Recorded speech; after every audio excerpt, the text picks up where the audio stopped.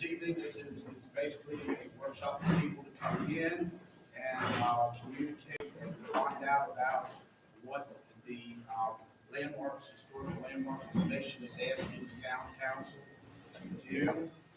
We have Sally Marshall here. She's going to be our facilitator, and she's going to run. I'm going to turn it over to her, and we will go like that. So, Sally, you have the floor, and Thank you. any questions? Let's get them out. Let's get this taken care of. Thank you. First I want to start telling everybody to do what I'm trying to do. Turn on your cell phones and we don't get it on and bar.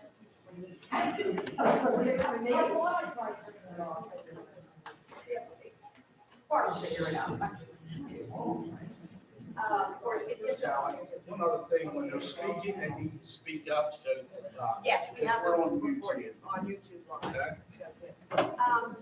Well, welcome, thanks for coming out. Some of you look like very familiar old and young faces, I don't know which way to say that. And some of you probably don't know. I'm Sally Marshall, and I was asked, I just got back into town after being COVID quarantined in Florida for a while, so I'm still trying to catch up with what's happening in town, and they asked me to do this. Let me give you a little bit about my background for those of you I've never met before. I'm actually a trained and certified facilitator, and I've been doing this for more years than I would admit. So I'm used to dealing with a variety of organizations and people. Some of my more fun jobs facilitating is State Department, Department of Justice, National Science Foundation, National Institutes of Health, which, by the way, I figured out that whole organization is organized by disease. You know, that's, the Cancer Institute of Infectious Diseases, but it's an interesting organization. And I have also done a lot of volunteer work, as many of you have, with a variety of organizations here in the town of Bath and Berkeley Springs. On the Streetscape Committee and the Trails Committee, and have worked on a variety of other organizations like Berkeley Springs and Oregon Arts Council. So it's good to be back and see a lot of folks again. Some of you folks I have known for more than 40 years. When I start to think about it, my late husband Sam and I first bought a first weekend property here in late 70s. Bought the house I'm currently in 38 years ago. And my grandmother was born here and went to school in Berkeley Springs. So I consider myself a second generation of a newcomer, knowing the lay of the land there. So that's who I am. Got some ground rules for tonight. As Mayor Murphy said, the purpose of this workshop is to make sure we share information and comments and find out facts from myth. And we will be looking at what the Historic Landmark Commission members have drafted regarding a proposed ordinance change for the town of Bath Council to look at and consider. I understand it's been a topic of great discussion around town in my absence, so the purpose of this one is to get all the information shared and then get your comments or questions asked as well. I also tend to run a tight ship. With those of you that have been in meetings with me before, we have ground rules. The ground rules for this evening are the standard ground rules we know those of these. And that is, we're here to learn from each other, to respect each other, to come away with understanding and better information on which to make our own personal choices and decisions. That means I will not tolerate name calling, obnoxious behavior, misbehavior, crude language, or anything else that doesn't befit our community. So you're out of order. I'll call you out of order. The second time I call you out of order, you're not going to be recognized again, and you can sit quiet. But this is not going to be a circus. It's going to be an informational gathering session tonight. The way we're going to handle it, I'm going to ask the Historic Landmark Commission David Abruzzi to come up and give a presentation about what is it, because I've heard so many different stories, that the Historic Landmark Commission is proposing, and what is the actual historic district. And then we're going to open the floor for questions and comments. I will make sure everybody gets an opportunity to have the floor if they so wish. On your sign-in sheet, I'm going to take it in the order that you signed in, and those of you that have said you'd like to speak, I will call on you. And we're going to have a 2-minute timer. We've got a lot of people, and I personally want to get home before midnight and get a glass of wine before it gets too late. So I'm going to try to keep the meeting running smoothly, on time, and in an informative way. With that said, let me ask Dave Averius to come up.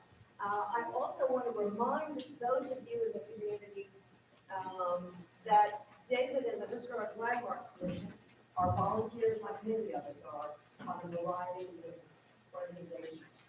And without volunteers in our community, there's volunteer, whether it's watershed, streetscape, Historic Landmark Commission, the cemetery, whatever, we owe a debt of gratitude for the professionalism and the skills that these volunteers bring to the organization. So I believe it's very important that we first appreciate all the volunteers that we have in this community that make our lives better, and let's appreciate them. And with that, I want to turn it over. Thank you. So my name is David Abruzzi, as you mentioned. I've met some of you. I haven't met all of you. I'm not a town guy, but that's okay, I hope. So at this time, the Historic Landmark Commission is only asking the town council to show their support for allowing affected property owners to have a vote on whether or not to establish a local historic district.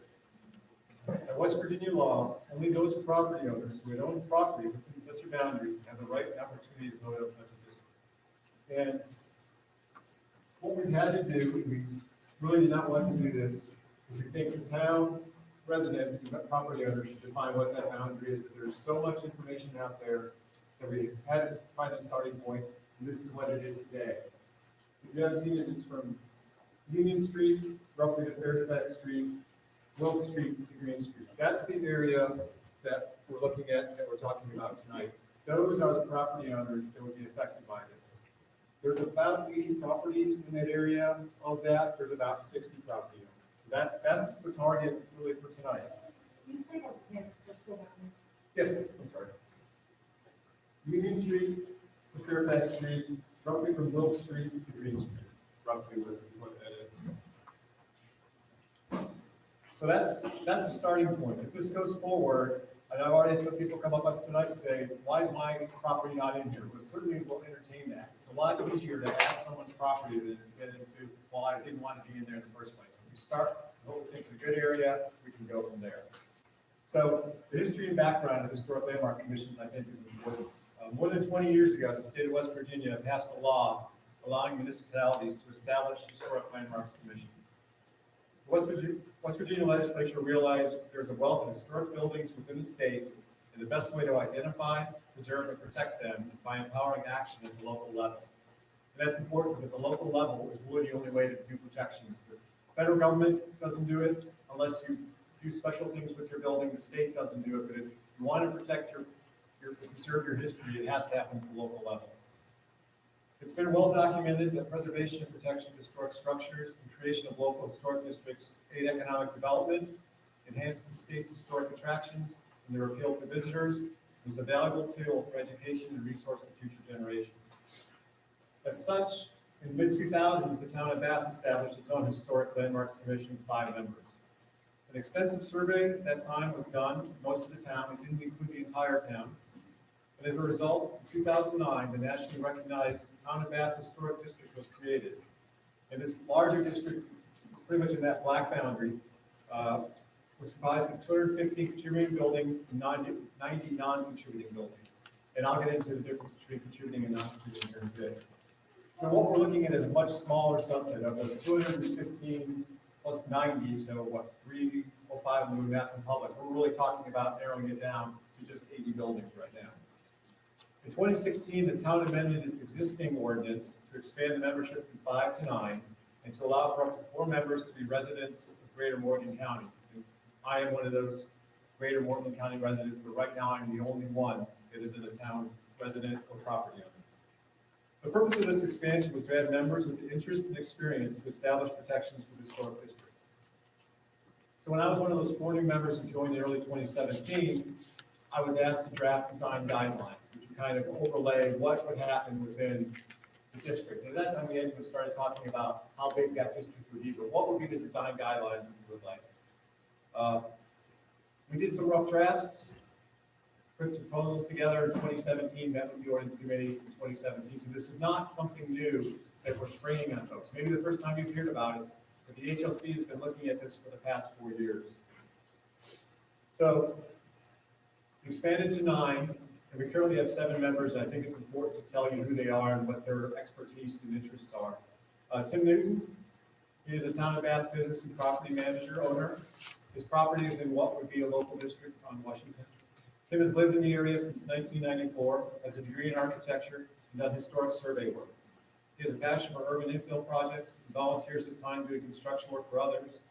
He was appointed to the commission at the same time as me, so we're right now, except for Betty Lou, the longest folks here at 4 years. Sorry, Ryan, you've been here longer too. Some people don't want, it's been so long. Rose Jackson has a passion for history in the town of Bath and sees value in protecting what we have. She's lived in Morgan County since 1978 and has been a resident of the town of Bath for the past 8 years. Donna Hoffman.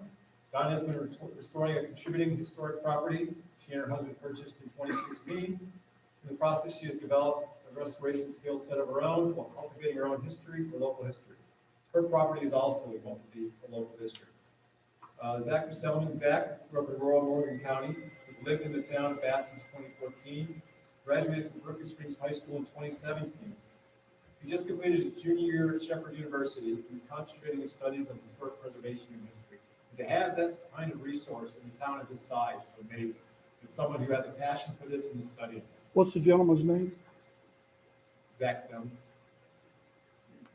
Ryan Raven, longtime member, is interested in preserving the historic nature of the town of Bath, especially as it relates to real estate and economic development. Betty Lou Harbison. Betty Lou is a founding member of the commission.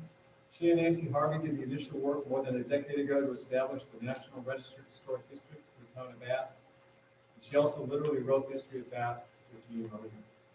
Okay, so that leaves me. I'm a retired Air Force Lieutenant Colonel. I spent 20 years serving as an officer in civil engineering. I have a bachelor's and 2 master's degrees in architecture, graduate courses in architecture, history, and historic preservation. Been a registered architect for more than 25 years. I also spent time working for a builder in New Mexico designing and building custom homes. So as a commission, we believe property owners should be given the opportunity to consider establishing a local historic district. Right now, there are 36 municipalities in West Virginia who established historic landmark commissions. 29 of those which are still active. Just to give a range, the population in these municipalities range from 282 people in Harpers Ferry up to 51,000 in Charleston.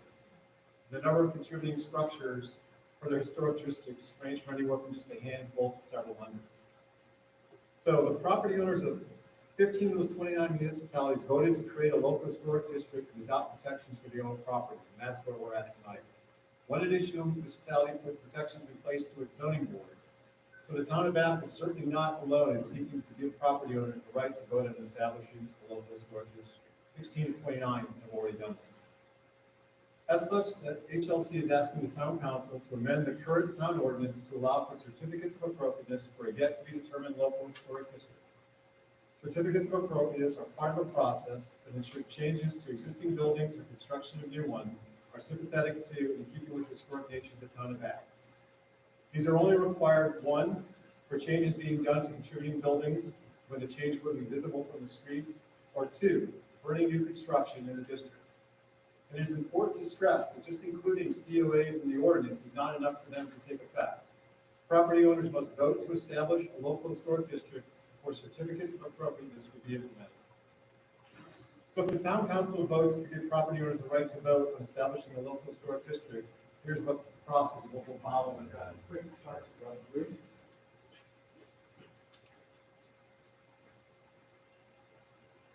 So tonight, we're still not even really at step zero. But if the council votes to amend the ordinance, the first thing we're gonna do is we're gonna start determining what the local boundaries should be, and that starts with this yellow area here. We're gonna do that with public involvement. Once that is set, we've got what those boundaries should be, that people are happy with what they are, or we've reached a consensus of what they should be.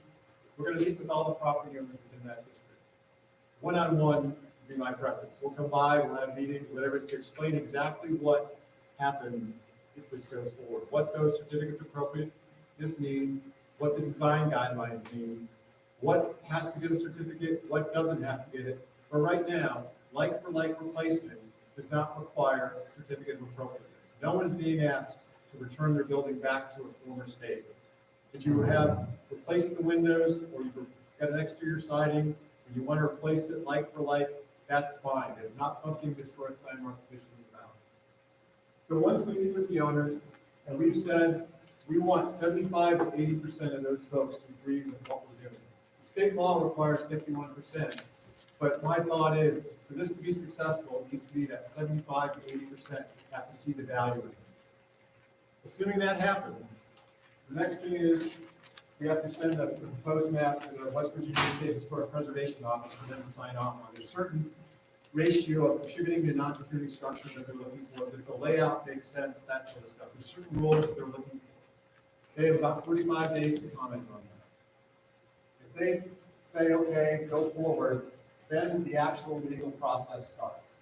And that is a lengthy process, and that's why we're here tonight and asking the town council to amend the COA allowance, because it is so much work to do.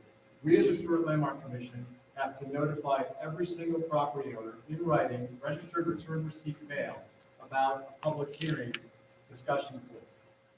Every occupant also must be notified that this process is going forward. Public meeting is held. There's a 30-day window for property owners to say yea or nay if they want to establish a local historic district. If 51% says, and this is where it's a little different than most things, if 51% of the people return a ballot saying no, the motion fails. If 51% of the people do not return a ballot, the motion carries. That's how the law was set up. It's a vote against, it's not a vote for. Silence is a vote for. Where do we find that process? It's in state law. Yeah. Yeah. It's also in the draft ordinance. So if it carries, the property owner submit the vote, then we have 30 days of the Historic Landmark Commission to send another letter out to everyone to say that these are what we've all decided.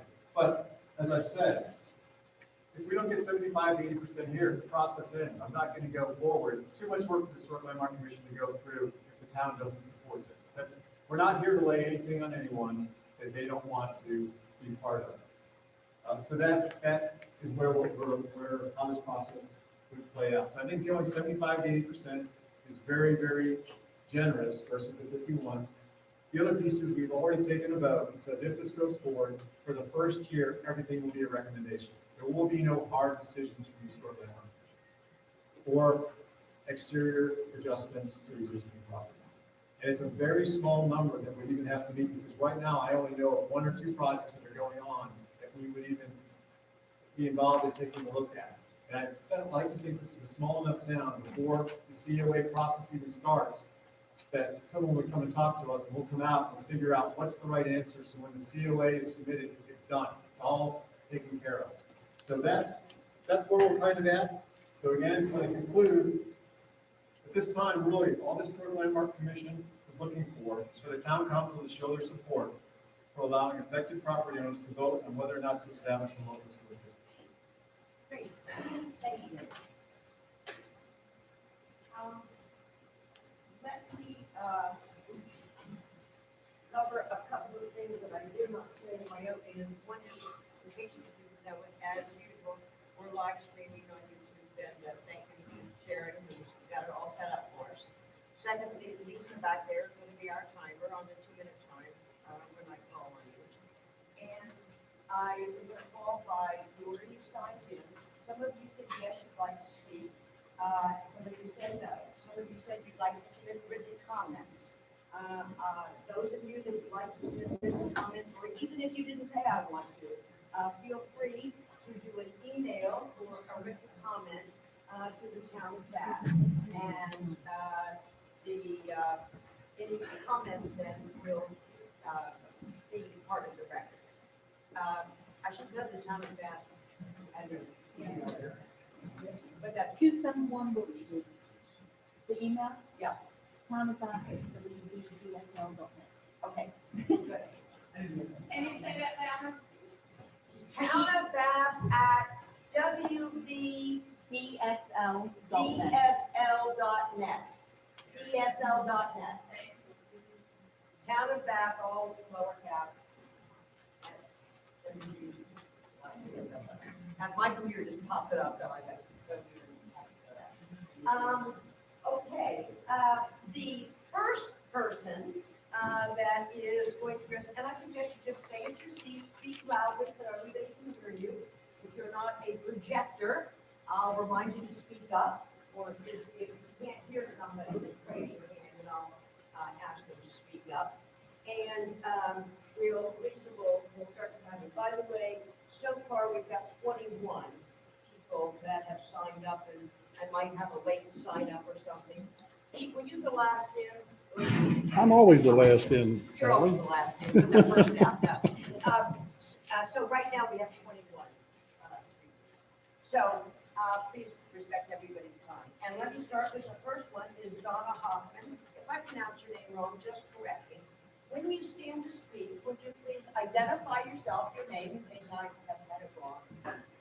Tell us if you are a resident or a business owner in the proposed district, or just like me, I'm not in the proposed district, I'm just an interested resident.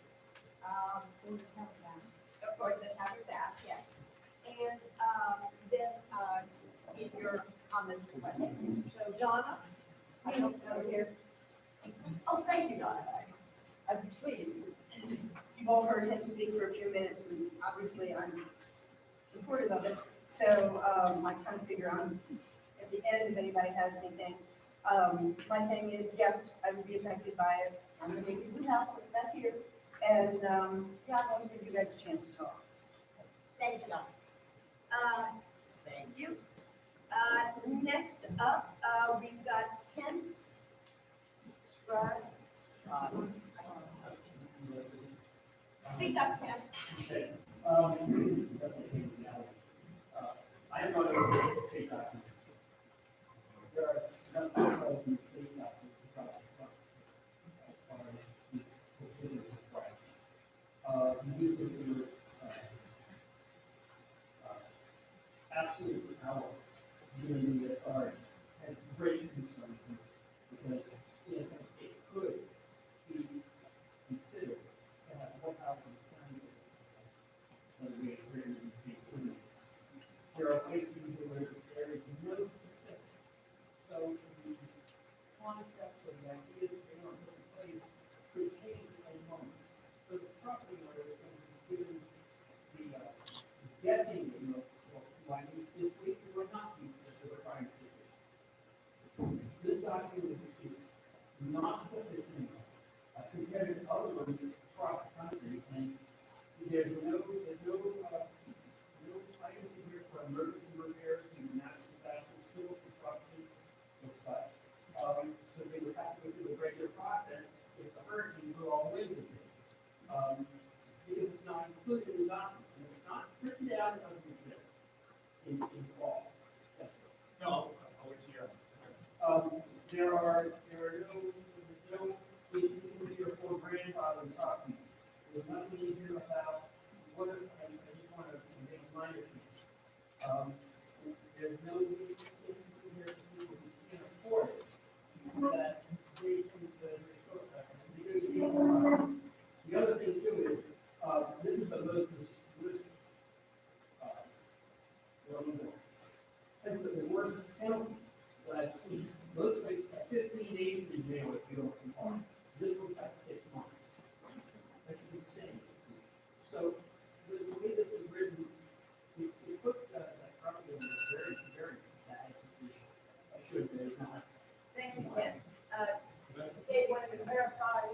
Yeah, so what we talked about, that draft is just a draft. No one else has seen that, except I'm the one who wrote it. It comes straight from the state law, so that's the starting point.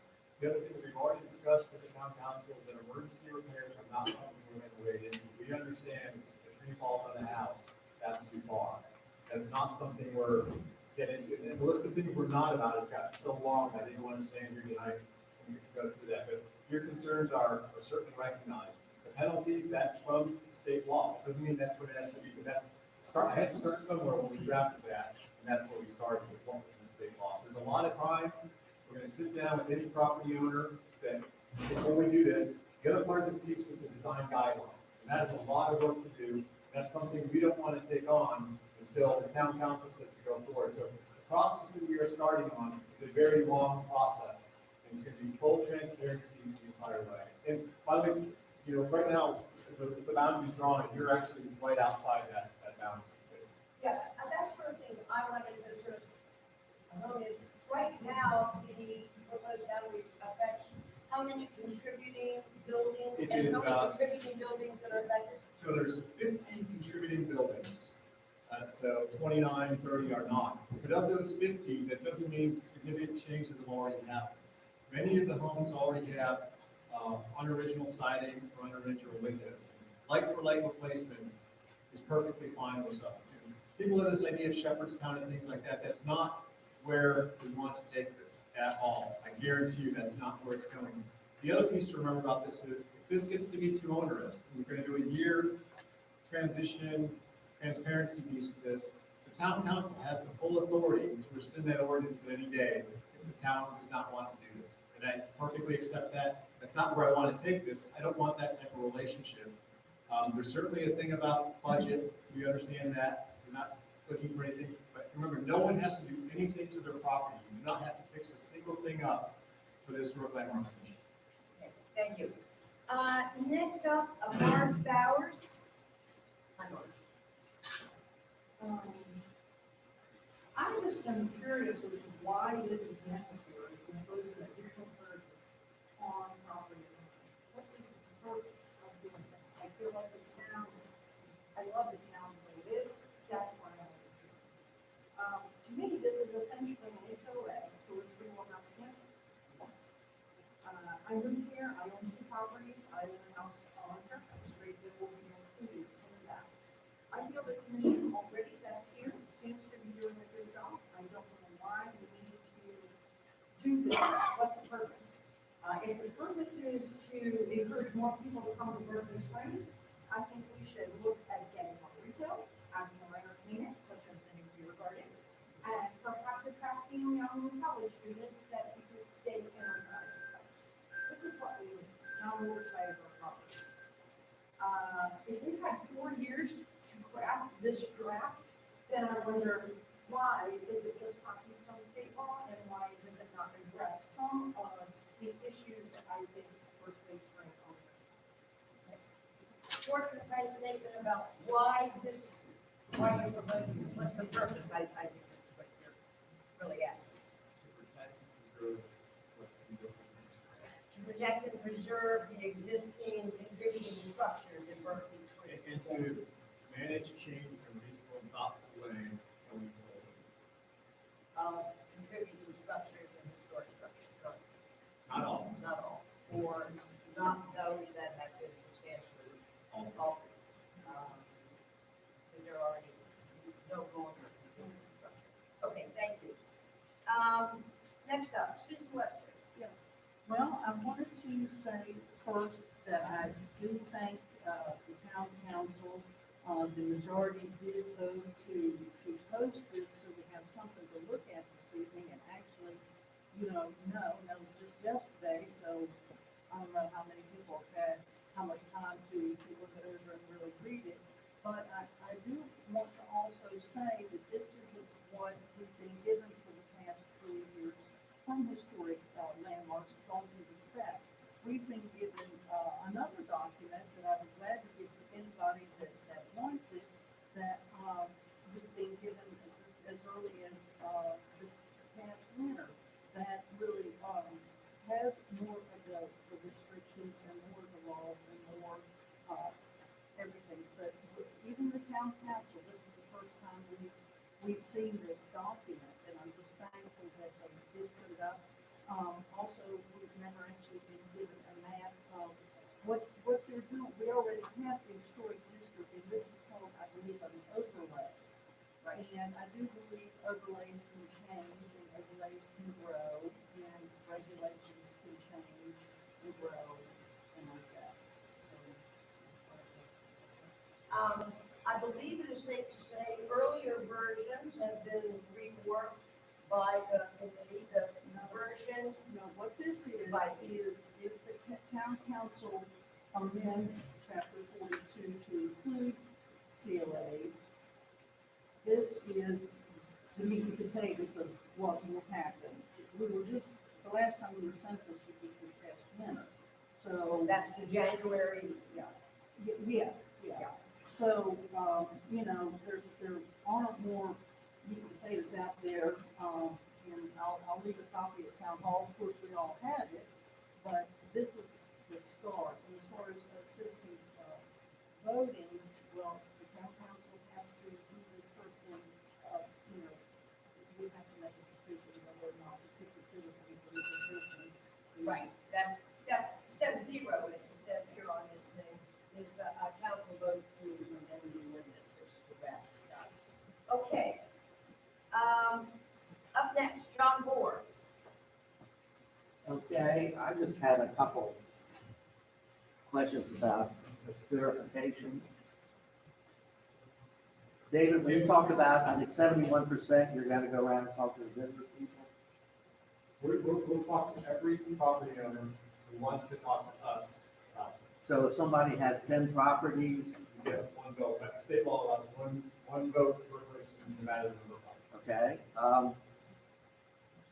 My other question was about demolition. Say you have a historic building and for some reason wanna tear it down, at that time, do you have to declare what you're going to replace it with?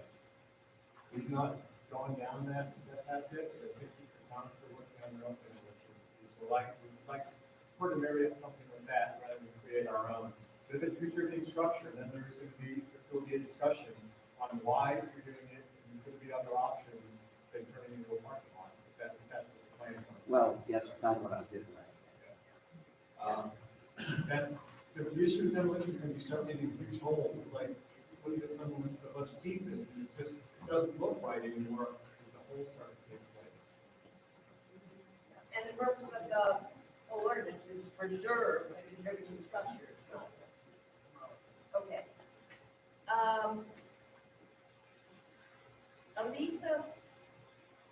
Lisa, Can I wait till last? sure, I'll come back. I thought it was Rick It is. Weber. Hi, Rick. Just a couple of questions that have come to me over the past. Are you in the district? I live in the county bath. First question I have, Mr. Jordan, goes by David as far as the number of members on the HLC. Rick, they're saying stand up and speak loud. State law says that it should be 5. Is the implication there that it should be at least 5? It could be as many as you want. The question was, how did the county bath go to 9 when the state law says 5? That's was something I have to turn back on the town council, because that happened in 2016 before I came on, so that's the first time it's ever been brought up. We've been at 9 for 5 years, but I've no idea. I don't know, that's why it's like. Is anyone on the landmark commission, the history there? I sort of think Yeah, like. they basically come to us in 2016 and asked us to allow 4 more members. We added to the historical landmark commission, which we did. The state law says 5.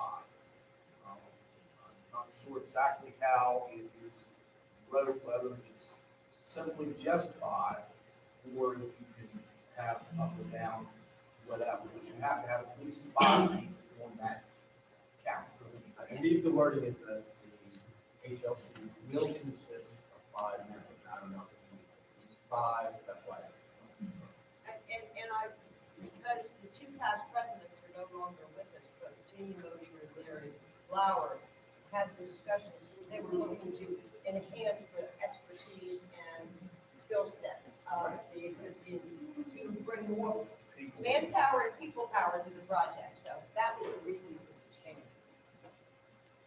Okay, next question. There's been a lot of stuff flying around the last few weeks, much of it falls, some of it's great. One question I was asked, somebody owned a historic residential house, and one. If you had a historically significant house, and you wanted to buy it all and put a chain link fence in it, that would be told no by the HLC. It will come out. It's possible that from over, we look at from the front of the street, depends on where it's at, what the surrounding context is. So in context with everything, what it would look like, yes, it's possible to chain link. If it's in the front, you can't see it from the street, and it's not a problem. If the fence is on the side or if it's on the back, that's chain link's not a problem. Not an issue. But then it's changed the character and the visibility of the contributing property from. This question is Yeah. out there. I'm just, You could have a special, put a chain link fence in my front yard. if you're a contributing, house, and it doesn't fit the, context, you probably would not get a certificate of occupancy. But we try to remember, for you personally right now, Gordon Street, your area is not within the current boundary. It's proposed. I'm just pointing that out. I understand, and that was changed. Yes. I think it's valid that. It was changed in the minutes. All right, let's get back to it. If the town council was the HLC, and that would require a separate election. No. The election is, Send out the letters. and- the letter goes out, with the letter of notification, there is some sort of ballot that's created that says, I do not support this, and you return it. You sign up, you verify that you're the owner of the property, or if you're following properties, you return it, and that vote is counted as a no. So that's how, there's no special election required or anything like that. The last question I have for the HLC is, who can funding or actually I guess the question is funding for what? The COA process is not required, but yeah, but there is no, we do not envision charging a fee for a certificate with this application. Yes, you can go online, there's some that are $50, there's some that are $100. We're not here to make money, we're here to help have what we have. There's no, other than filing, there is no bill to maintain or account for a COA. You just have to have a record that you can file for us and hopefully file. So there's no cost associated with putting on a certificate of appropriation process, coming from the HLC. Volunteer at labor. There's one other thing I want to say, what you said earlier about the town council put it in time, you, and the voters would meet sometimes, that we can say, Two meetings? because one of the things we did was that once you agree to use power and go forward with the certificate of appropriation, that is a life sentence. No, so Power to definitely see not. and take it away. So the best thing is the town council can give us just enough rope to hang around. Okay, thank you. This form you gave out though, that the council will be reimbursed for expenses, etc. So there is some money involved there. So the law allows for it, and we've never requested a dime. Everything I've done, I've done Yeah, on my with time. it. One of the questions the council needs to look at is what's appropriate budget if they have to submit one or not, or is it voluntary? As far as that goes, in the ordinance, it does say that, if, a person is adversely affected, that they may take their appeal to the circuit court. My question would be, if they did case for the HLC's legal defense, the town, Well, you're down in, later steps. Those are all rules or regulations, implementing no, it's law. regulations. It's law. It's part of this law. Okay, so it's a legal right for the property owner to appeal. To go take this and dispute to court, and then who pays the legal expenses for, He who files in court pays the cost. well, then he defends, who pays the defense of the And town. that's certainly, if The mayor. the town is, the defendant. So, but that is all, you know, if it goes forward, there's some of the implementing regs. Next up, we got Andre Rush. Thank you very much. Next, we got, Sean Worthy. First off, I'd like to, thank everybody, thank you for county council for putting this on. I'll start with more so a comment. As an owner of one property that is not within the district, but is within the town of Bath Historic District, and somebody wants to renovate a property that is a contributing building in the town of Bath, I'll first start by saying, if there was red tape involved, if we do that renovation was going to happen. Extra red tape, extra things you might have to jump through, get permission. To me, I think the town of Bath is doing a great job. The private sector investment is happening. I did it because I wanted to do it. If I had to go through additional red tape, I would not do it. Second, I feel like it would be something beneficial for everybody to know. In the insurance industry that I am in, one of the first questions that we get asked whenever we submit a historic tax is if it is subject to any sort of historic designation or within a district that would potentially increase the cost of damage. And we're not talking about a total rebuild, we're talking about any event of an issue, if you have to replace something with something of like for like, that was damaged. That is your insurance system. That is something to keep in mind because the cost to rebuild, instead of it being like $150 a square foot today, it might be $250 a square foot to build something, you know, to the same aesthetics that was 200 years ago, 150 years ago. The third thing, to me, again, I agree with somebody else's spoke tonight. I feel like this is very, very subjective. And some of the language, and again, I'm just going off of what is in this proposed copies that I have. You know, the landmark commission will review the documentation and provide their recommendation. The county recommendation to the Bath County Council before the building permit may be issued. So the usage of the word may versus shall. Other people got to look at it. I'm going to be very Wrap it up. And then the last thing is,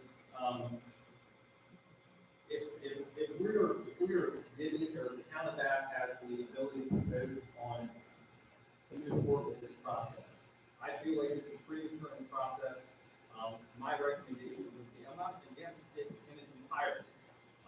You know, I think restoring and preserving our historic nature is fantastic. But what I think would be beneficial for the community would be that whole entire plan laid out as if it was passed, so the town of Bath Council has the ability to look at all the nuts, all the nuts and bolts. Fine print. Yeah. Another one that, just real quick, the issue with that becomes, you're asking us to do all that work, and the town council says no. We can do all that work, and they agree to do the COA piece, it still goes out to get people to have a vote. That doesn't change that. But to ask us to do hundreds and hundreds of hours of work to document what design guidelines would be, I think is excessive. The town council doesn't see the value of this. That's where we're at today. If the town council doesn't see value of this, it ends. That's where we're at. There is no, let's put all this work together and then go out for a Or vote. put the whole entire state code in there, and let town council strike through things they don't feel like they're in. I was asked at the last minute to put that out. Okay, all right. Well, that's the last key to the process is the ordinance. The design guidelines are the most important part so people can see what they're up against. That's what we will take to people when we go out to meet with them. Sure, so if in fact, when this comes out, and in town, and let's say you guys put all the ordinance together, everything in there, and the town of Bath council looks at it, and they have the ability at that time to amend the ordinance so it doesn't get rid of it. Because that would be the time where I would think that the county Well, council should I think you could do it at any moment, but why trust us to get with the folks, to let them have a say in this? That we're not gonna go out until it's all planned. The design guidelines will be ready to look at. What we're talking about, examples will be done before we go out and talk to people. I'm not gonna go out until we have those answers. We can stand in front of someone and say, here's your house, what would you possibly do? And we're gonna run down that path of things for them. But to say the ordinance has to be changed before after we do that is crazy. That's taking the right away from the people that vote. To me, what is crazy is the people making the decisions aren't the ones writing the checks out to renovate these buildings like I have. I'm the property owner, if I wanna renovate, if I wanna dump money into my property in the town of Bath, I'm gonna dump to renovate, have somebody tell me that I can't use a certain color. Colors are it. I'm telling you right now, colors are not it. It's, I colors think are where right we're here. at, yeah, but just a second, where we're at in the process right now is the question before the council. And what they need to hear is step one. Is there an interest in moving forward to do the work, the development? And you're saying we're putting out part of the work. But yeah, because in this draft ordinance that was picked up, there's a color palette that is in. It's a recommendation, sir. We've been talking about it for 4 years. It's recommendations. In March, the town council that will cover that. For 4 years, I've said colors are not going to be directed to anyone. Okay, what's the It's, first one? unfortunately, it's in the ordinance, yeah, it's in the draft. Yeah. It's in the draft, and that's why, Gotcha. it needs to be black and white, that's what I'm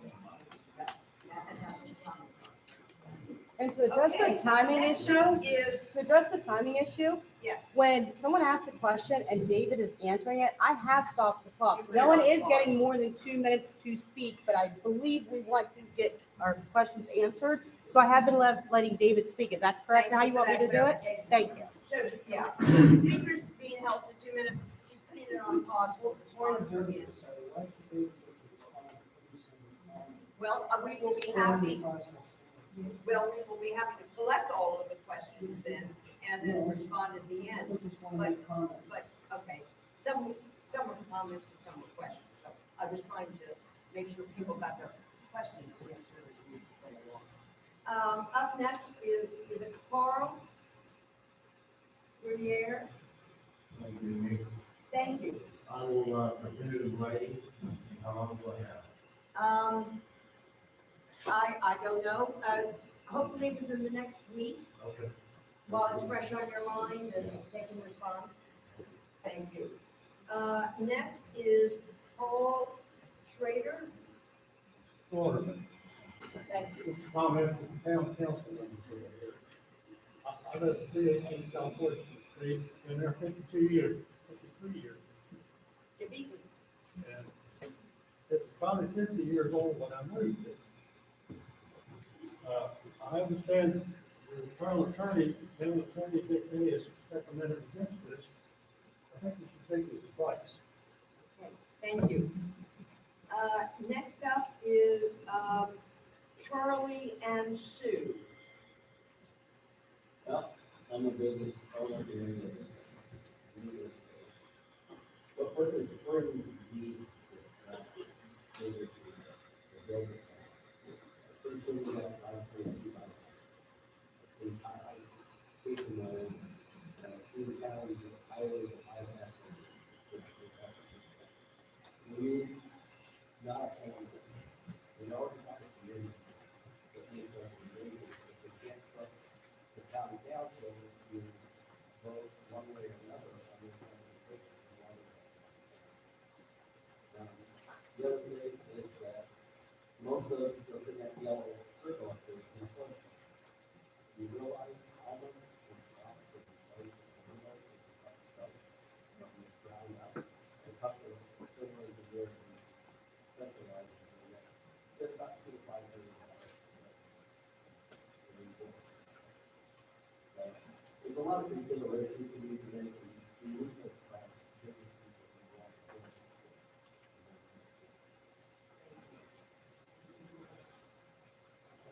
Thank you. Next up, I've got Ellen Maxley. Thank you. I want to just say thank you for your opportunity to come in. I met with you, get this board, get more attention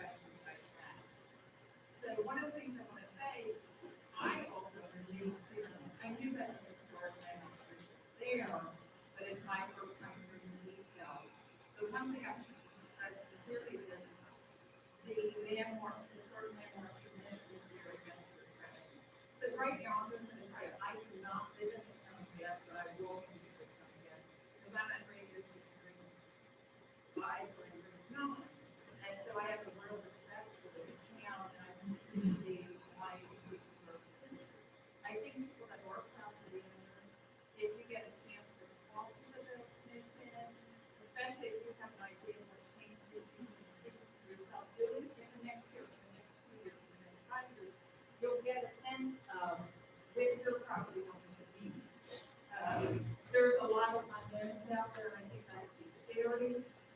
But what I am finding is I'm getting good information from them. So take the opportunity to get their contact information,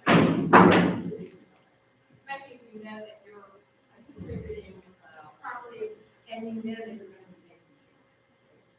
Thank you. Tina Myers. Hi, Tina. Hi.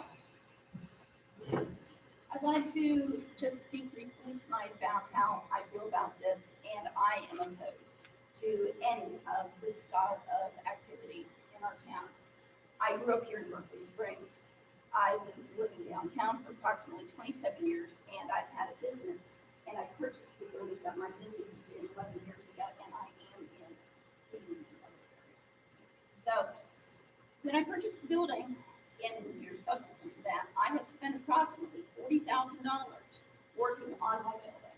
Now, I had a choice when I started my business where to go.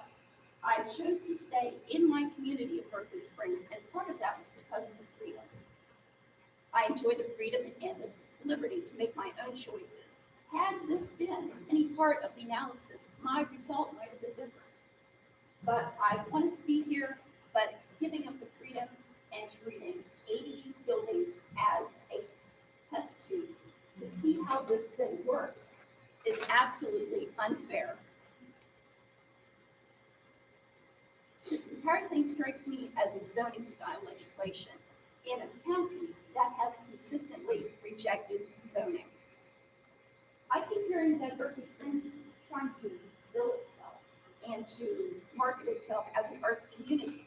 This kind of activity, this kind of ordinance is the exact antithesis of Berkeley Springs as an arts community. I took a walk around town this afternoon. I can see a lot of very creative, vibrant, interesting, and artistic contributions on the buildings around town. None of them would have been permitted if this type of an ordinance was in place. I'd like to say that I've heard the comment about, the first year will be a recommendation that we discuss it, but you may let projects go through. But then I go reading the text of what I'm handed. 30 seconds? Yes. And I'd like to bring your attention to the criminalization if you break this law. It's $500 or 10% of the cost of your project, or 6 months in jail, or both.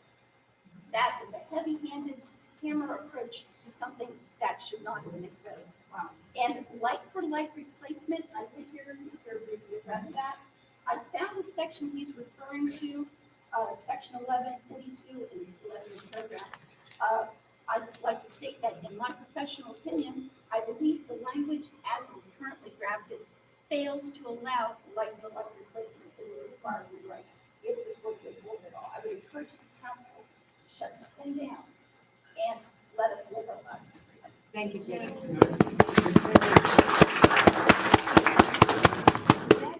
Russell.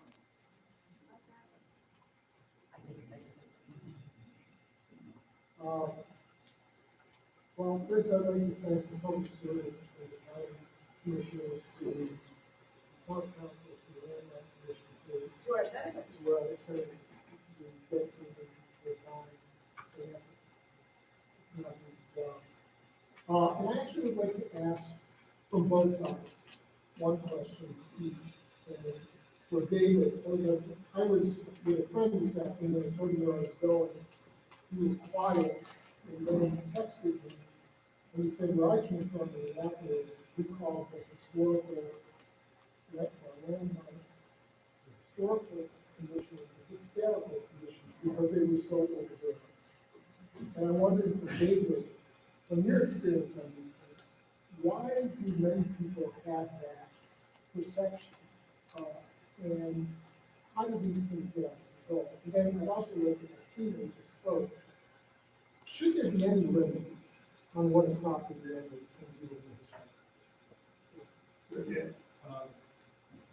historical commission, by and large, we have that, it is but Berkeley Springs is not an Athens. The town of Bath is not Shepherdstown. The town of Bath is not Marcus Fredo. That's not the vision we see. If you read the town council back in March, we know what we thought where this should go. And it's not, like I said, dictated from code or anything like that. It's absolutely not saying, well, if you want to poke it out of the house, not get yourself out, keep your house. We're not against murals on concrete block walls. We're not trying to stifle creativity. We're actually the exact opposite. I would argue that art people come to places like this because there is a quirky nature here that's worth saving, worth preserving. And that's what we want the town to see, and that's what we believe the town wants. But if they don't want that, that is perfectly fine. But then you really don't need a historical more commission. What you need is a historical society that can document things as they're going down and change drastically.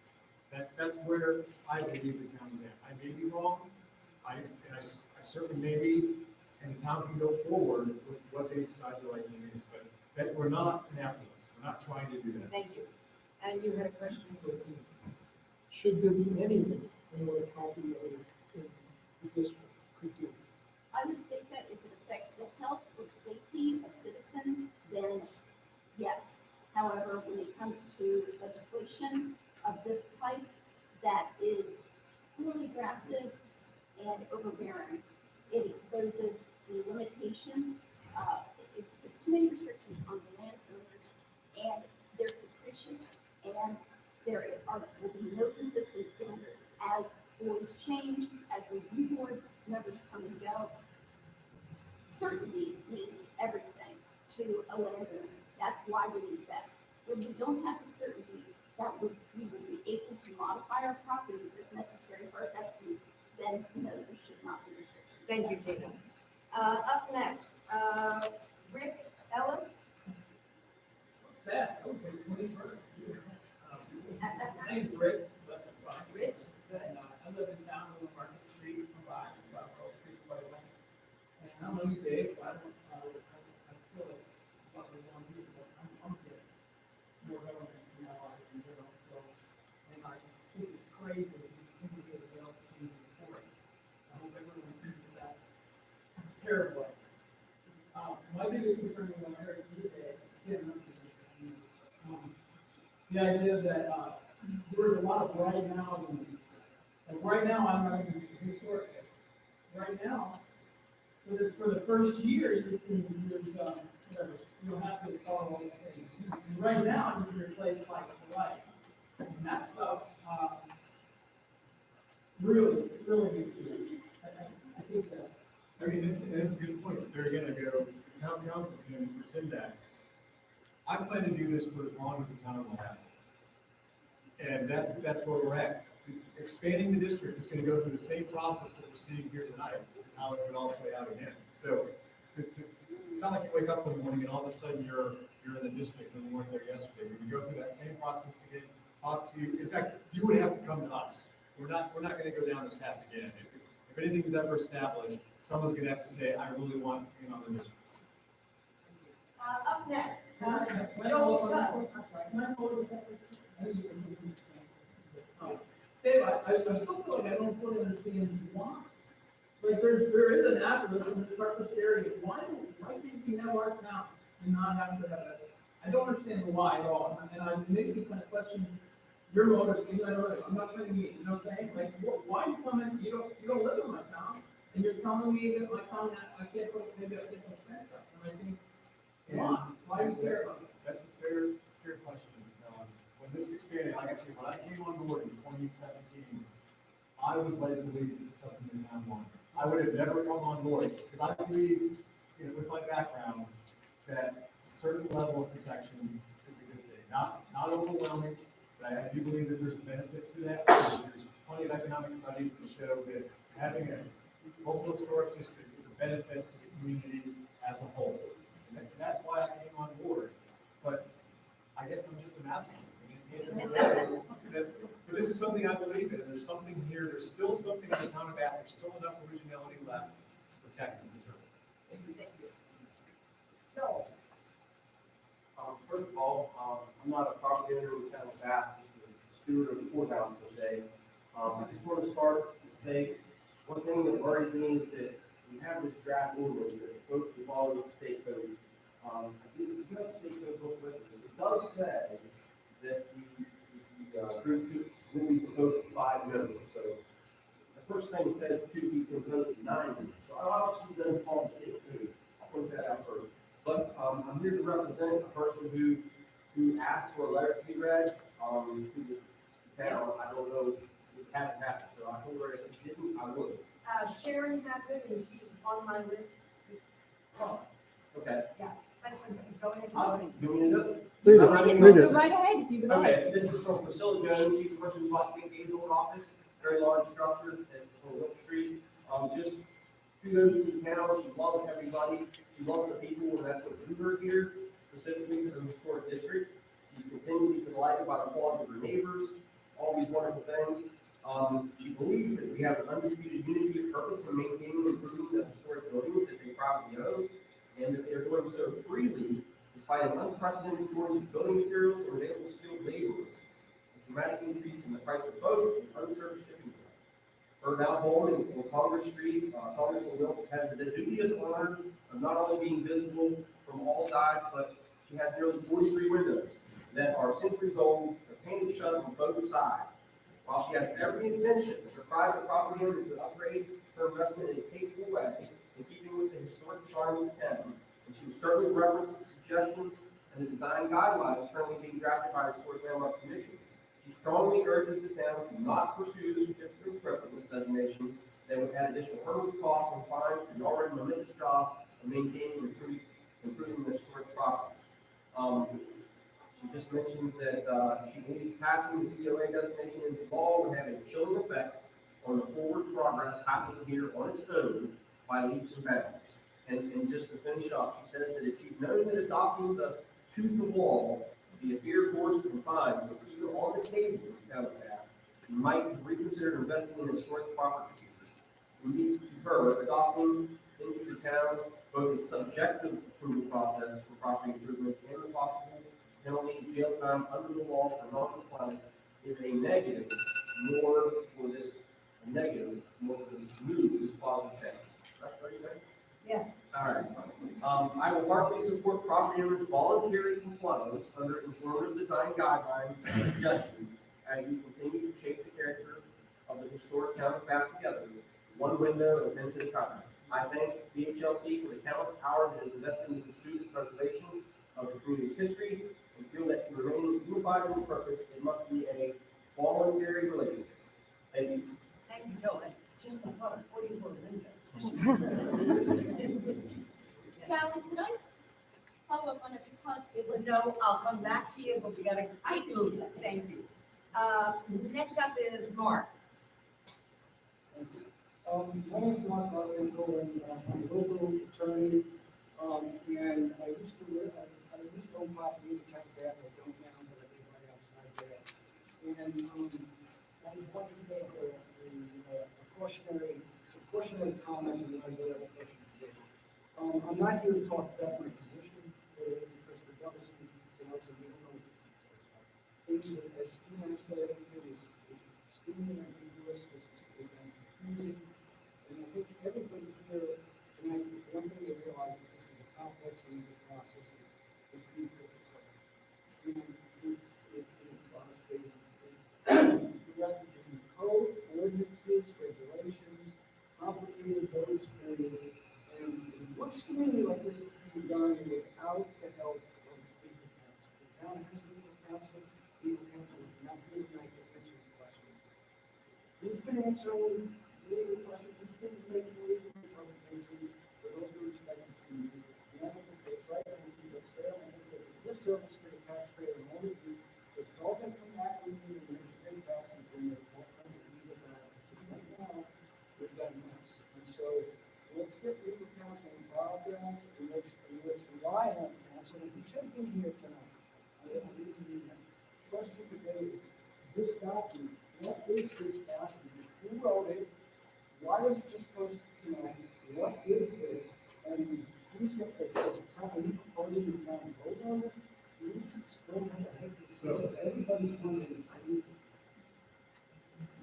The ordinance is really the last piece of this. Everyone's lawyers, you think that's the starting point. For what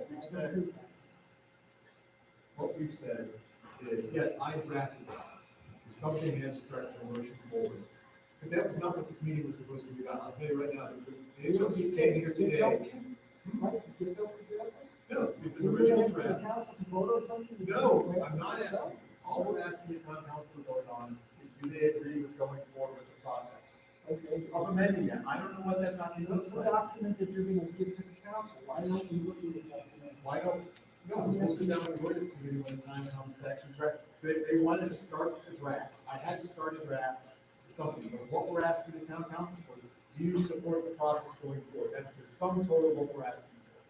That's I'd like to it. see that in writing, so everybody can see exactly what piece of paper that's Mark, There's not a piece of paper. there It's is, a statement. that the council will have to deal with the question, do they wish to go forward, or will have to document. But I hear what you're saying. This is not a document. Sally, Yes. we have had legal counsel. They were at, what meeting were, 3 or 4 meetings ago. Several meetings ago, legal counsel was at our meeting. We have talked to legal counsel. Basically, what this is trying to do, I want the council, we have to decide which way we want to go with this situation. Okay? That's why I wanted the people in the community here to talk about this, because this is a big decision that the council needs to make. And it's the council, it's not me. I mean, I don't have votes. I can't vote. So, you know, it's the council members that need to hear what you all want to do. You know, so, but we have had legal counsel, and Mr. Solomon we have talked to legal counsel, and he is right about that. You know, it has been recommended, but this is so the council members can hear from the public on how you feel about us going farther on, recommending, COAs. He recommended against it. Right. That's an important Yeah, point. and then he did. Thank you. Next up is Noah. Do I have that? Noah Wally? Yeah. Thank you. I have a million questions. I don't know, sorry, I think many of us will hear that same, that same deal. I really don't want to apply paragraph essay on how I feel about this and given what's available out there, what information is available out there right now. Sounds like this is a lot of work to do here. I have a couple questions about how this idea came forward, right? Did we look at other councils where they did something similar in their town and what those results yielded? We have that 1629, we've done this already. So there is a precedent out there. State law was written, and I think the intent was to move this way when the town established a historic landmark commission, the goal was to do the protect and preserve piece. You cannot do that without declaring it work. It just doesn't happen. Yep. So I'm just curious, because I talked to councilmen that are out in Cumberland, Maryland, and Newark, Maryland, but they said when they did this, they expected to see positive change, and they expected to see positive results and positive buy-in from the community. They experienced the opposite, and the ordinance still went through. And when it went through, they said, we didn't think it was going to be, we knew it was going to be like kind of a rocky situation, but when it went through, what they found was a decrease in investment. They saw a decrease in people wanting to move in the town and invest in buildings and things like that. So they saw the opposite of what I believe we're trying to do. But there may be a positive effect there that's being attributed to historic landmark commissions or approaches because the overwhelming economic studies have shown that it was positive. And at the end of the day, we're not asking anyone to do anything to their property. Like it for like replacement, we'll put that in the ordinance if that's what it needs to be. It says if you do vinyl siding today, you can replace the vinyl siding. We said it, if a tree falls on your house and the roof, patch the roof. It's not going to be an issue. I guess what's challenging, and I think what most of us are struggling with, is we're going to see an increased cost of land insurance. We're going to see an increased cost of repairs to align with the compliance with the ordinance. I mean, that's my assumption. I bought a historical home. I bought very loud home. So I pay like a fortune in insurance because it's on the national registry. Like a fortune. And so how is this going to impact all of us? Well, first, your property is in the district, right? We need to point that out. Yeah. That's not going to be final. Not yet. Not yet. That's up to you. Remember, don't come back now and tell us, go to our commission, not yet. That's not what we're about, right? So I guess But it's it just is. not aligning, right? Well, no. They're exempt, they're not aligning. We're here to give people the opportunity to decide this. That's really what this is about. If 2/3, if 75, 80% of the people in the area don't want to do it, it's done. We're done talking about this. But we believe that there's enough interest in this from folks that may not be here tonight and want to do this. And if not, that's fine. That's up to the town. But to say, historic member, we're facilitating this process. Yes, we started, I get that. But I also talked to business owners and property owners. 2025 said, let's do the process. And that's a pretty positive number, 20 out of 25. So that's all we're saying, and we will do the legwork to talk with people and answer the questions that people have. So I'm probably, and many of us have probably the same question here, but how does the voting process work? Do you have that figured out? Like, is it 50% of primary residents, meaning this is your primary residence, have to vote, or is this people that don't even live in Berkeley Springs that are never gonna get the notification? No, they will. Remember, it's registered, return receipt, it has to go to every single property. We will Well, make that that's in California. Doesn't, they still get the notice. And I can tell you right now, no one in that district will be eligible. I imagine it's sitting in the mailbox, they didn't vote, it passed. They don't return it, it will be. But we also get a registered return receipt that they, if it comes down to one vote, there's a problem, because we've already said it's gotta be 75% before we go forward. So I guess I'd like to see those types of details. Like, what's the voting process look like? And maybe it's in the law, who's involved? I'm not a voter. Okay. Thank you, Noah. Next up is Eric Pritchard. You all seen the way in the previous life I lived here and grew. I lived in and the requirements put on homeowner community throughout the year. When I moved here, I looked at what this brings, and I looked at gas, because I'm used to, I want to use places that it's on, and all of the areas it's on. And I thought, eventually, this is where freedom, you see it here, in the way that it's like, because it's an opportunity. Then, some years later, the Morgan County Planning Commission decided to look into zoning. So I put an ad in the paper, and eventually we had a group called Promote, which fought against zoning. The election went for every 15 who 10 voted, no zoning. That's 77% the other half.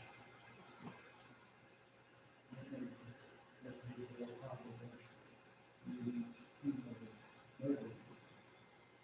Thank you. Next up is Greg Point. Right here.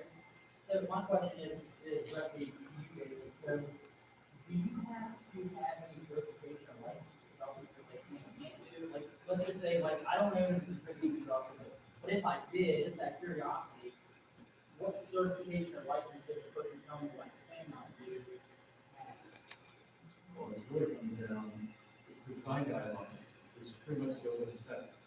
So it's in there in black and white, so there's no, it's not a building code, we're not dealing with structural issues or anything like that. So that's, no, there's no certification or anything like that. I can guarantee right now, you probably cannot go anywhere within 1,000 miles of here and find three architects, architectural historians who are on a historic landmark commission. It's just not. It's Well, not that's what I'm trying to figure out is right now you're on the landmarks commission, and so is Steve, and so forth. But, you know, you don't have anybody who really has any experience with preservation of historic structures. Is that, you know, is it sort of landmarks commission, are they gonna continue to maintain the seriousness of it? And I think the answer to that really is it's town council has the right to. Well, that's why I'm curious, because right now, I'm not for that, so I mean, I'm really a big interest, it's real serious, I mean, is it gonna maintain the same seriousness throughout its entirety? Like I said, we know that that happens. I mean, things change, people change, things like that. But I also need to point out, how many exterior projects are going around on this town? It is a very, very small number that we're looking at. So right now, I believe there's 2 projects, not only that we've drawn, there's 1 project I believe that is in this area. So to gather data and say this is gonna be a big workload, it is, normally they come out and talk to people before they even do the COA. Let's do this before we even get to the air quality. This is a check mark, we're done. I'll take hands along. Thank you. So there's a short timeline. Very, If, very if, short. if I'm like, hey, I wanna do this, siding for my house, there's a contractor that's gonna come do it next week. But, yeah, let's hope everyone, yes, if it's replacement like for like, that's easy. So there's not much red tape then, No. to get there right away. And I'm retired. I'm just trying to figure out the timeline. Yes. And if it was, if we do that to the windows, 2 meetings, I bet you we do it quicker than that. Okay, I'm just making a note that if it does go through. So do we. Okay, thank you. Next up, Pete. Yep. Can I just interrupt real quick before you start, Pete? People in the audience, if you're talking, my microphone's right here. So when you're having a conversation right here, it's being picked up and we're not able to hear the speaker. So please take that into consideration and just listen to whoever's speaking. No whispering back there, John Moore. Okay, thank you. Pete.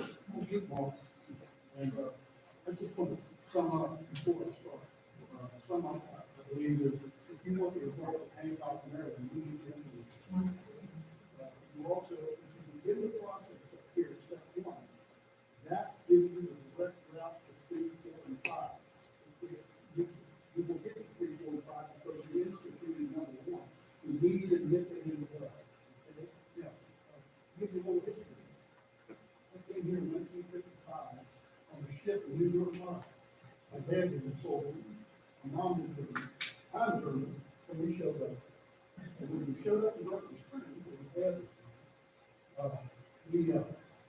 My Uncle Bud, he worked with the sand mine, he was a damper. He bought property and he invested in the sand. And we're, now we're in the material deal, about 5 on material, we did go around. That was my bud, that was my uncle's lodge, which was a black cat, a cafe. And the traffic, for those of you that think the tourism business started 10 years ago here, 15 years ago here, 20 years ago here, 20 years ago, you think you're lost. There were 500 homes in downtown Berkeley Springs back in the 1800s. Berkeley Springs has always been a tourism hub. Now, with that being said, when we finally got our first house, we moved into Rocky Road, which is where the 7-Eleven is. It was referred to as Rocky Road. It's all called Rocky Road. That's where we live. And I used to walk to school from North Berkeley. And I walked by all these wonderful properties that I now own. And in that period of time, the last 40 years, I have spent $1.3 million in real estate property taxes. So I have a bit of investment. I have a bit of a vision. Unfortunately, Sally, you and you, as in Sam, part what I'm doing right now. Everything we ever did was a POS. Even my wife says, why are we doing this? And I said, well, because we should. And in that period of time, we renovated properties. An old pool hall, you remember the old pool hall? Oh, yeah. The point is that if you enter 5 and 6, you're in. Once this starts, you're in. But your word is not where we're at. Your written word is in the that was in the detail, which is written in the law grant that we have. So anyway, Thank you. that's where I stand. Appreciate it. Please about that. Next, That this only goes forward to the next step if 75% of the people are for it. If not, there is no other step after that. okay, Paul, I can't read the handwriting, I'm sorry. Thank you.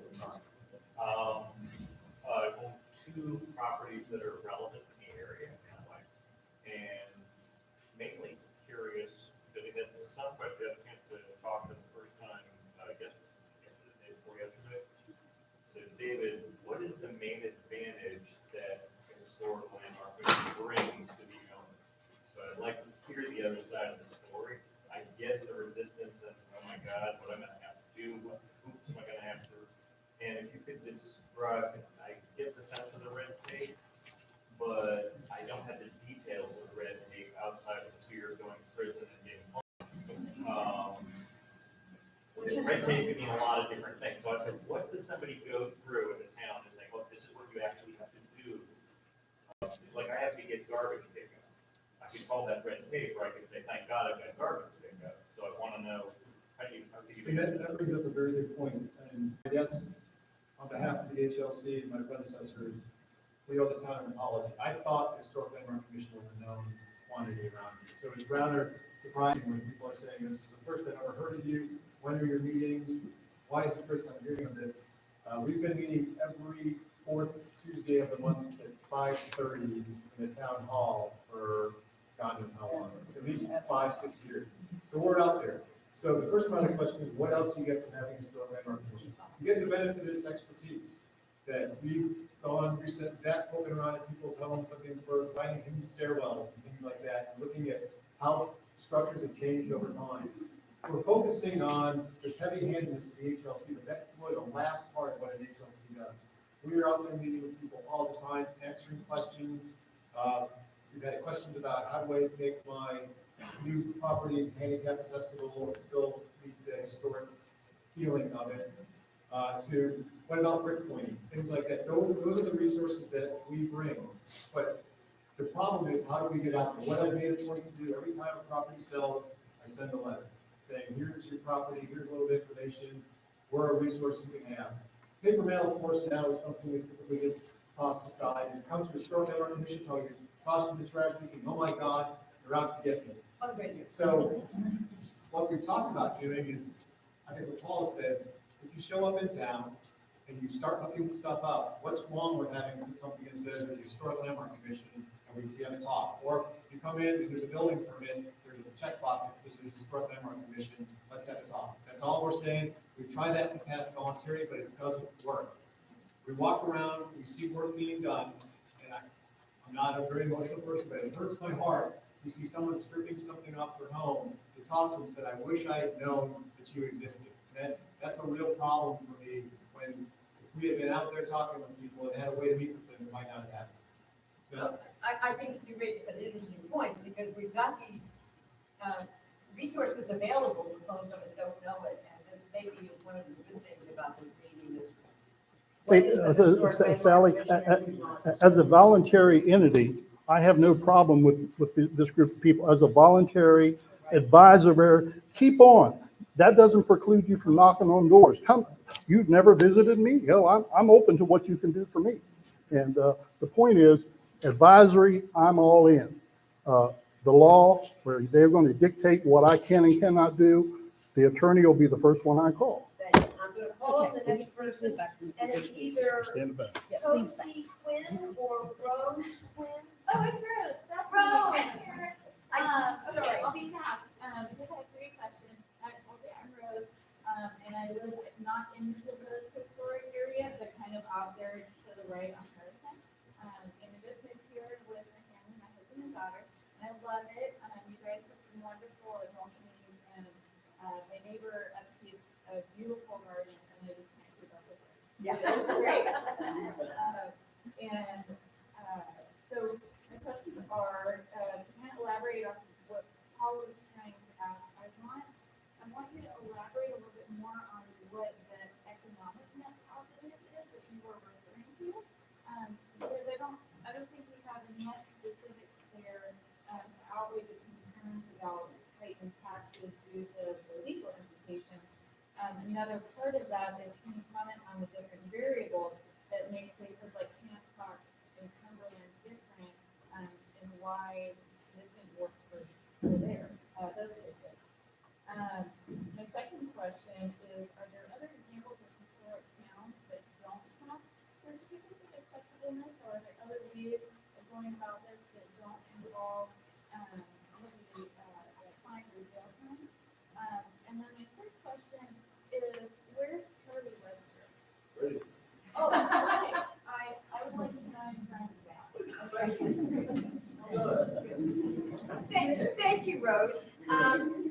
those are the three questions. Do you have quick response or? Well, first one was economics, right? Yeah, what's the economic benefits of, Okay, local districts protect investments of owners and residents of historic properties. Historic district designation encourages people to buy and rehabilitate properties because they know their investments protected over time. There's studies that have shown that.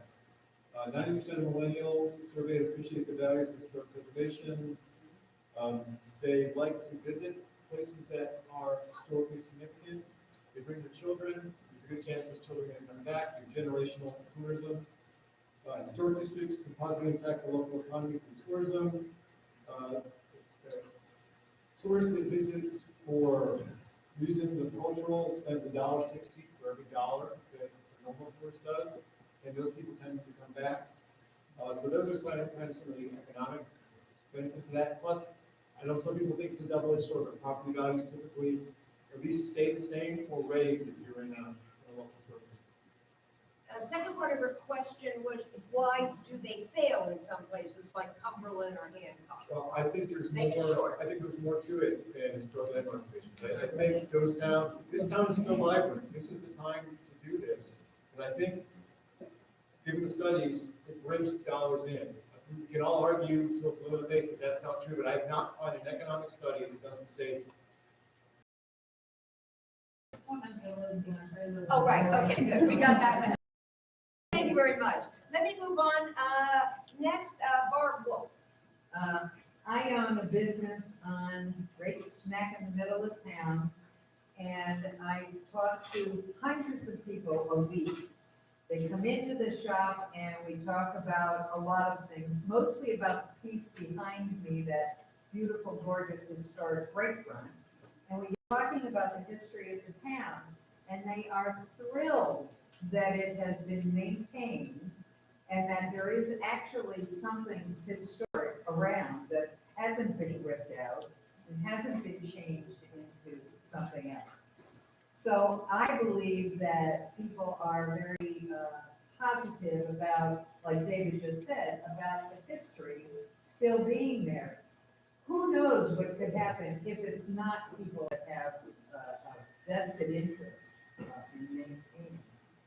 Secondly, I personally want to thank all of the historic landmark commission for the hundreds of hours that I know you people have put in. Positive, negative, whatever the result is, you guys have done a great job, totally volunteer, and we should be extremely fortunate to have the skill level that we have there. And one other thing, I had a sister that for 42 years promoted the town of Bath in Berkeley Springs and wrote about it, published about it, because she cared that it stayed the way it did. And I think that's real important for people to remember. Once you get rid of something, it doesn't come back. Okay, thank you, Barb. Next I have, Trey Johansson. She had to leave. Thank you. Last on my list, and he did not say he wanted to speak, but I would be remiss if I didn't at least recognize Charles Trump, who's the last person to sign in. And Charles, I've never seen you not speak. There was a reason I didn't check the speak box. That was because I wasn't going to plan to speak. I'm here primarily to listen and to hear what my constituents think about this. I am intrigued by it. I'll join with those who've expressed gratitude to the Historic Landmark Commission for the work that they've done, and the town council, the mayor and the council as well.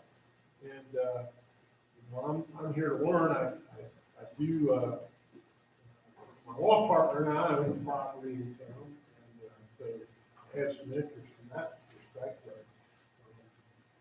I'm really fundamentally here just to hear what my constituents think and say, as one would expect whenever 50 constituents are gathered together in a room. We expect the elected officials to show up and listen. Thank you, and good to see you again. Good to see you, Sal. It's been a while, yeah. I have now I would like to recognized, speak, and I was not signed in. oh, right, yes. No. Yes, stand and, Okay, so first of all, my time and privacy are precious to me. You are already encumbered. I've spent 80 hours chasing information on this because it's not been presented. I'm surely was in the zone, and the zone has been redacted multiple times, it seems. Now I'm finding out that I'm out of it, which concerns me because I feel like I've been marginalized in this process. I'm obviously a privileged person because I don't bother anybody. I don't like to be bothered. I restored a 1923 house. This chinchilla has done some of the work.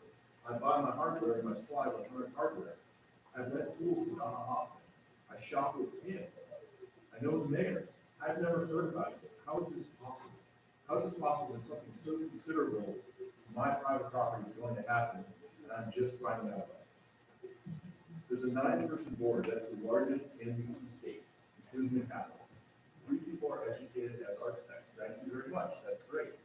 However, going in front of a 9-person board will be very daunting. The number of communities that you have. A no vote is a yes vote. That mechanism is allowed. To your point about artists, and they go to places because there's protection and things like that. Artists move to places because it's cheap and it's free.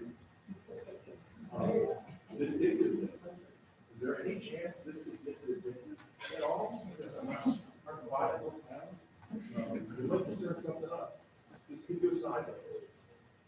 I've done a lot of research on all the towns that do have COAs. Okay. To your question, White Sulphur Springs, home of Greenbrier, does not have COAs. How do they do it? I haven't been answered that question. Let's see, I contacted Emily Vance, West Virginia Historic Preservation Office. Noah, we should talk to you. Because just like you, I have 5 pages of stuff that I can never go through in 2 minutes. So I have a lot of questions. I've had to chase this stuff. I started a petition that would going to reduce the number in accordance with West Virginia State Code from number of members to 9 to 5. No offense to any of you, but this just seems like a very large organization that's hard to deal with. Okay? So let's just get back in line with what West Virginia State Code says, and then we can go from there. Okay? So, Thank you, Charlie. Who else was unable to sign in and has now got second thoughts about wishing to speak? Yes. I didn't sign in, I don't have much to say. Your name? My name is Lisa Swanson, I do live in the town of Bath, walk within the yellow line, so. I am glad to be here tonight. I've gone to several forum meetings, county commission meetings as well. They don't usually draw crowds in. So if there's one really good outcome, whichever side of this pissing match you want to be on, is that it does exist. Why you've never heard of it, I don't know. It's been in existence a long time, it's on the website. There are lots of committees you could be on. There are lots of other things you can find out about them. They exist. This did not materialize. So I'm really grateful. I've done a lot. I'd like to do political work. I'd like to register for work. Even people who don't know the way I do. I want people to participate. Thank you all for doing that. There will be more meetings like this, here or somewhere else. That's what we can do. Number 2 is a quick thing, personal thing. Guiding historically protected buildings or zones or parks or waterways or mountains or whatever it is a good thing. Inherently good thing. I bet if you made a list of the places you go on vacation or you'd like to go on vacation, they are somehow protected. How do they feel in Washington, D.C.? Some homeowners don't like all its provisions, but that neighborhood is a beautiful historic zone that attracts purchasers, visitors, Airbnb guests, all of that is thriving because it has some kind of constraints on it. If you go to Bourbon Street in New Orleans, that may be a wild and crazy place for you. That's a protected place. That's a historic zone right now. It's unique, that's never gonna look like that, but that's the kind of thing that emerges from people thoughtfully looking at what they've got and what they don't want to go there, and what would attract more people coming, not scare them. Thank you, Lisa. And let me just add, having a lot of us work together and know each other sort of, whatever, we never communicate well enough. We can say it 25 times, but we don't always get access to remind people, the town website, they work very hard, put stuff on there, and it's generally good. Please don't put it on the road. Yeah, okay. I'm just saying, I think all of us try to communicate better. Yes.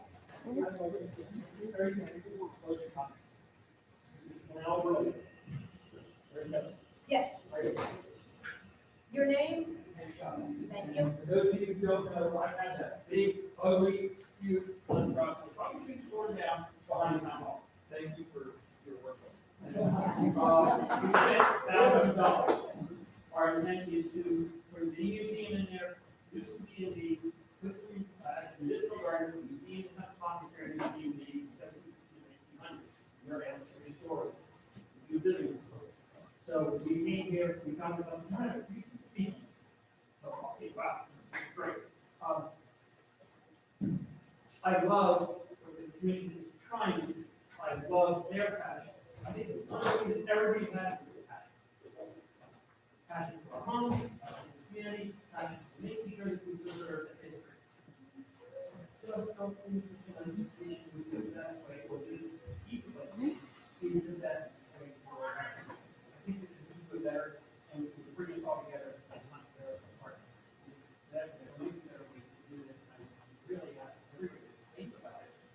Exactly, if we can collectively come up with a way to make sure we preserve it without adding red tape, legal fees, and the fear of losing your property or jail time.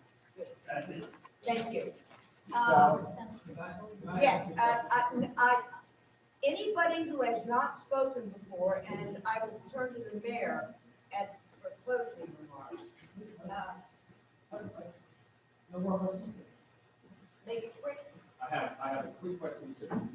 Okay, you can submit any questions in writing or make it quick. I'll start. I'm sorry. Yeah, when you said that the people who have a vested interest in making a decision, I just put all of that. It's simple. You mentioned that the people who have a vested interest should be making these decisions about our town. Do you have a question? I do. The question. What is your You question? didn't know what I was talking about, trying to be polite. I was trying to find out what your question is. My question is, don't I have a vested interest? Is it more than an architect who lives, I don't know where you live in Dayton. I'll be a friend of Thomas, but I don't know where you live, you don't live here. I have a vested interest, right? And I don't mean it's a financial, because my family lives here. So what does it mean to have a vested interest? And how does that? I would hope all of us as a community have a vested interest in the well-being of our. But we're not all making decisions. And our town, not the town council, the decision maker in this. Yeah, so this is, so last year we undertook the big obstacle after we worked out a deal with Jeannie and Jack. And, you know, one of the things that Jack showed me was, the beautiful half barrel archway that had been covered by a drop ceiling in 1949. And I could just tell that that little piece was special to Jack in some way, because he showed it to me, it was like this hidden place, and it had, you know, cool chairs up there, and, you know, whenever we bought here, my whole intention was outside of maybe the ceramic tile on the floor, that we put a star in there, and that was mainly a surprise for Jeannie, because I thought that would be something impressive, seeing the star on the ceramic tile. My question in that same, you know, we spent an astronomical amount of money on that here, with the hopes that it would continue and be here for another 7 or 8 years with our upgrades. My question would be, one of the changes we made on the exterior was the bright light border, because people are thinking it's going to pop, and that was one of the things that one of the comments that, you know, we had said sold it, but under my ownership, that was one of the things that commented, man, this place sticks out so much now. It just draws to it. Would that bright white mortar be acceptable for historical comments? Quick answer. No. Because you have not spoken before, I don't think, sir. State your name and 2 minutes time. Mr. President, I'll keep it very brief. I know Vince Chichello, just a local resident, I believe in aggressive friendship. and most of you know that. If you bought a historical house, come see me. I would give you it. To give you time to hear it after. I think that the neighborly way of us helping one another, we've come so far.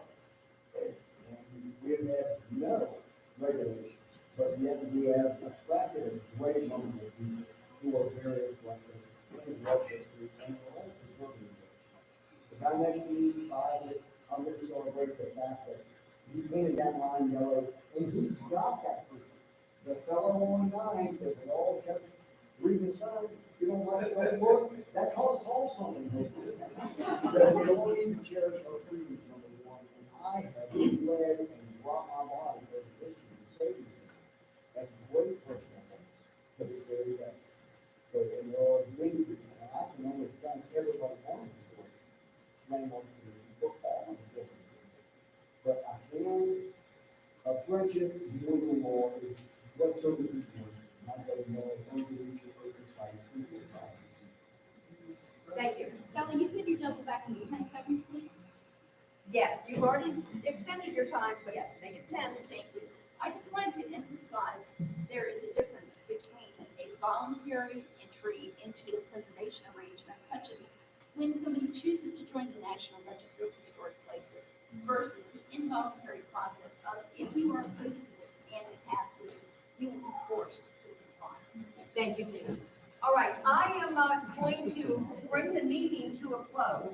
I promised we really were going to go 5:30 to 7, and I've broken my promise. It's now 7:15, and I know a lot of you have commitments. So I want to sort of wrap it up here before I turn over to Scott for the final word and say thank you all for your attendance, your participation, your enthusiasm, and my goal for us was to have intelligent, informed, fact-based discussion, and I think we've accomplished it, because our town council and our elected officials need to hear from us, the citizens, about what our, and thank the Historic Landmark Commission for all the work they have done and will be doing in the future, and know that we've got another resource. So with that, I thank you all for your outstanding participation and enjoy your work with. With that, I'm going to turn it over to Scott for his. Okay, basically, we'll just close this, but, you know, this was a great fact-finding commission, I think, for council members that are sitting all amongst everybody. Yeah, I would implore you all to reach out to the council members, let them know how you feel, because we are going to have a special meeting 25th. I can't remember what's the time. 5:30. I'm sorry, 5:30. May 25th. Yeah, the 25th of May, at Town Hall on this subject. So, I would implore you all, I mean, it's been a great conversation. I've learned a lot from the people in the community. That's what I want. That's, you know, people say things on social media about me, about I'm not willing to listen and I'm rude and I'm crude and whatever. But that's not it. I wanted the people of this community to come out and let us know, the town council mainly, but me too, you know, how you feel about your community. This is a community that I came from Hancock, basically grew up in Hancock, not all my life, but most. I graduated from Hancock. I moved over here, met my wife, and we got married. And I've been here ever since. I've raised 4 children here, and I got 13 grandchildren and 1 great-grandchild that all have gone to the schools up here, have been in this community, or mostly in this community except for 4 of them. And I want this community to carry on for them. For them, I want them to be proud of the decisions that this council and myself have made over the period of time that I've been an elected official. I'm sorry that I've offended people. I'm sorry I offended people the other night at the meeting, but this is what I wanted. I wanted a controlled meeting where we could have a discussion where we weren't back and forth for 3 or 4 hours and ended up right back at the same subject we started out with. This is great. I mean, everybody, you know, participated, let your feelings known. We didn't have anybody screaming and hollering at anybody. This is what it's about. This is community. This is community. This reminds me when I grew up in Hancock. This is community. I remember growing up in Hancock, everybody watched out for everybody. And I want that in this community more than anything. So, like I said, we're going to bring this to a close. It's been great. Reach out to any of the council members. And if you have any more questions, you can reach out and we'll get it out to the council members if you want it. Thank you. Are you voting on that one? Yes, this will be.